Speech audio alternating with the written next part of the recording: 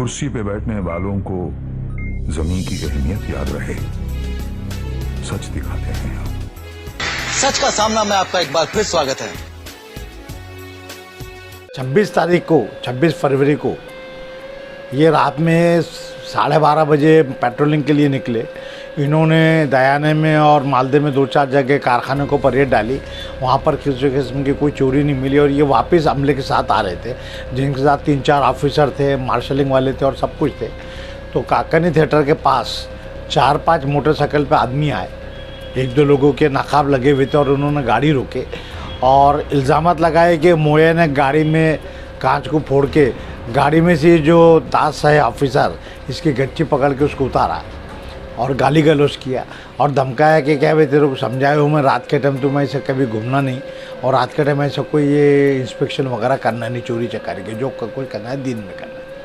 इल्ज़ाम लगाया कि इनके साथ जो 6 लोग आदमी थे उसमें से किसी एक ने पिस्तौल निकाला।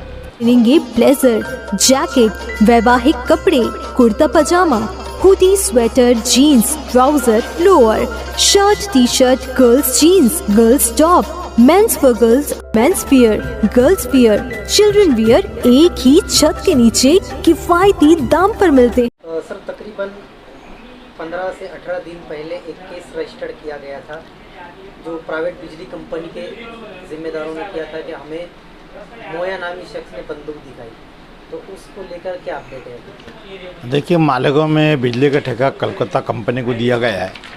जब से ठेका दिया गया उसके बाद से कलकत्ता कंपनी और कंज्यूमर्स में तजाद चालू है। अभी हाल में कंपनी वालों ने मार्शलिंग शुरू की, रात में कभी भी चले जाते हैं घरों पे, वैसे कारखानों में रेड डालते हैं, चोरी है नहीं है वो करते, तो उसकी वजह से काफ़ी लोगों ने शिकायत किए थे। मोहिउद्दीन कालिया बोल के एक शख्स है जो एक सोशल एक्टिविटीज़ है और मालेगांव में जो सोशल एक्टिविटीज़ होते हैं अलग अलग फील्ड में काम करते हैं, तो ये एमबीसीबी की फील्ड में काम करता है। ये शख्स लाइनमैन के लिए तकलीफ़ है, लाइट बंद हुई, बिल में पैसे ज़्यादा आए, कम आए, तो ये लोगों को ले जाता है और उनकी मदद देता है। इसलिए इसका बार बार बिजली कंपनी में, और जब पहले एमबीसीबी थे जब भी जाना आना रहता है। पिछले 3 साल से जब से ये प्राइवेट ठेका दिया गया है, जब ये जाता है तो इसके ख़िलाफ़ कुछ बातों पे शायद तजाद हुआ होगा। बीच में एक कंज्यूमर जो है वो ये बिजली के काम को झटका लग के मर गया था। उसके वारिसन को इन्होंने जिद करके धरने किए, ये किए, तो 6.5 लाख रुपये बिजली कंपनी की जो सब एजेंसी है उनको भरना पड़ा था। तो एक आपस में इस शख्सियत से उनकी समझे कि नाराज़गी थी।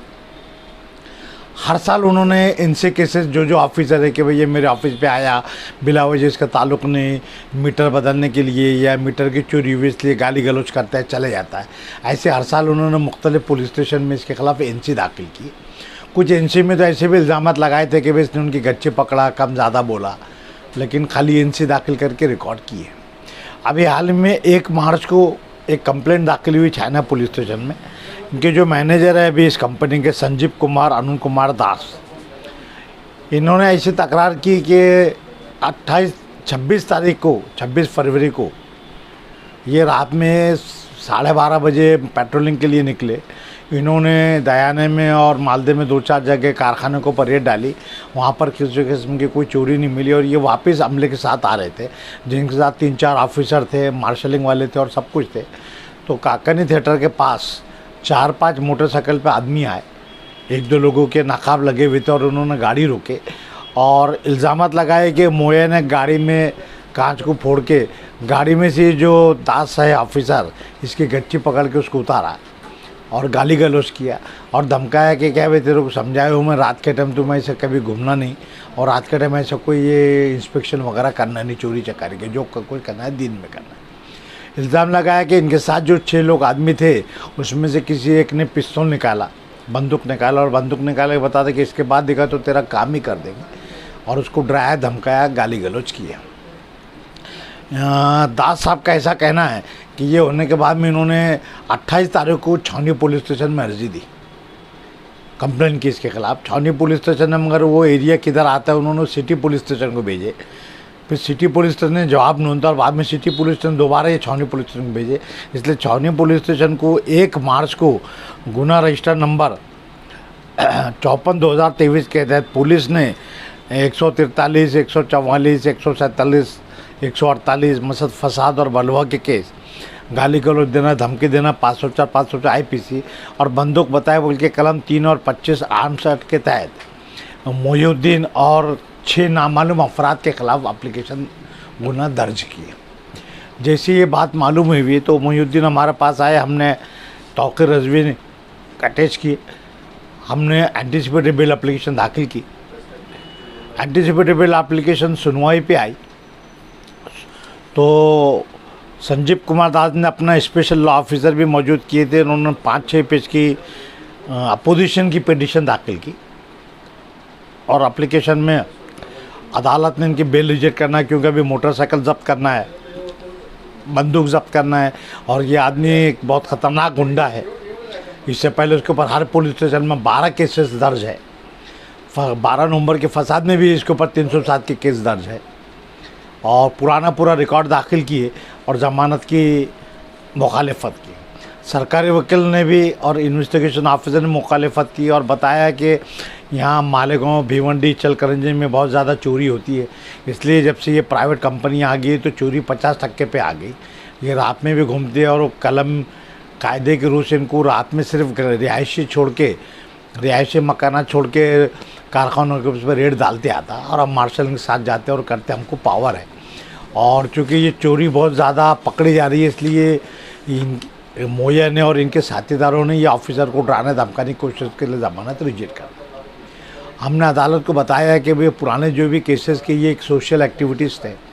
इससे पहले कंज्यूमर का इंतकाल हो गया था, MSB वाले पैसे नहीं दे रहे थे तो हमने धरने दिए, उसमें उनको 6.5 लाख रुपए भरना पड़ा।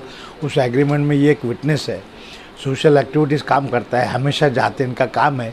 मालूम बहुत से अनपढ़ है, इनको एप्लीकेशन लिखना नहीं आता, कुछ मालूमात नहीं है, इसलिए ये ऑफिस में आते जाते। और इस आदमी के ऊपर 12 ऑफेंसेस रजिस्टर्ड है, ये भी हमने कबूल किया। जहाँ तक 12 नवंबर का 307 का उसमें बताया कि 2000 आदमी में इसका नाम था, लेकिन ये वाइस शख्स है, ये और मुस्तकम डिग्निटी जिनकी सबसे पहले अदालत ने ज़मानत दी थी और इनके ख़िलाफ़ कोई एविडेंस नहीं था, पुलिस ने बदमाशी से इनका नाम डाली थी, इसलिए अदालत ने उनको ज़मानत दी थी। और बाकी के जो अर्जियाँ हैं ये इन्होंने तकरार की दी, इसमें कोई शक नहीं, लेकिन उसमें इल्ज़ाम लगाए कि गच्ची पकड़ा, अड़थड़ा किए, मारे, तो इन्होंने फिर कोई प्राइवेट केस क्यों नहीं दाखिल की या पुलिस ने कोई सख्त तरीन 353 आमतौर पे जो लगा देते हैं। आजकल MLA के ऊपर भी हॉस्पिटल में 2 बार लगाए, कारपोरेटर के ऊपर लगाते हैं, फिर ये क्यों नहीं लगाए। और ये सब इसका रिकॉर्ड बनाने के लिए और 10 लाख की आबादी में कई सोशल एक्टिविटीज़ करने वाले ये अकेले पुलिस को कैसे मिला। दूसरा हमने बताया कि ये जो दास है, दास साहब 3 महीने पहले है, इनको क्या उस आदमी का नाम मालूम 10 लाख में ये क्या है। और जो 4 दिन की ताकरी हुई तो ताकरी इसलिए की इन्होंने कि 2 दिन के बाद में ये बैठ के किसको अटकाना, तो मुद्दामुन ये एक्टिविटीज़ है ताकि इसके ऊपर खौफ पैदा हो जाए, इसलिए इसको झूठी केस दाखिल की। ताकरी भी है और अदालत के कुछ सुप्रीम कोर्ट के उनके नज़ारे बताए। फिर हमने बताया कि भाई आर्म्स एक्ट में जो रोल है, इसका कहना है कि दूसरा आदमी ने बताया, उसमें मोया क्या ताल्लुक। पुलिस का कहना था कि इसको संभालने में दोस्त लोग कौन है, उनसे बंदूक लेना है, गाड़ियाँ लेना है, नाम नहीं बता पाएंगे। हमने अदालत को बताया कि ऐसा कोई कानून नहीं। बम्बई के बम ब्लास्ट में आज तक दाऊद इब्राहिम नहीं पकड़े गए, लेकिन पूरी केस चल गई, हज़ारों लोगों को सजाएँ हुई, कुछ लोगों को फांसी की सज़ा भी पड़ी। तो ये पुलिस का काम है, जो मॉडर्न तरीके है अपने अपने तरीके से करना। और ज़रूरी नहीं कि मुलजिम को पकड़े तो मारपीट करके, टॉर्चर करके बेल दिया जाए, ये उसके अपना इख्तियार है। बहरहाल अदालत ने तमाम कागजात, सरकारी वकील का सुनवाई, संजीव कुमार, अरुण कुमार दास ने जो प्राइवेट वकील लगाए थे, लॉ ऑफिसर, उनका रिटन आर्गूमेंट, वो तमाम चीज़ें देखने के बाद में मोया को पेशगी ज़मानत पे छोड़ दी है।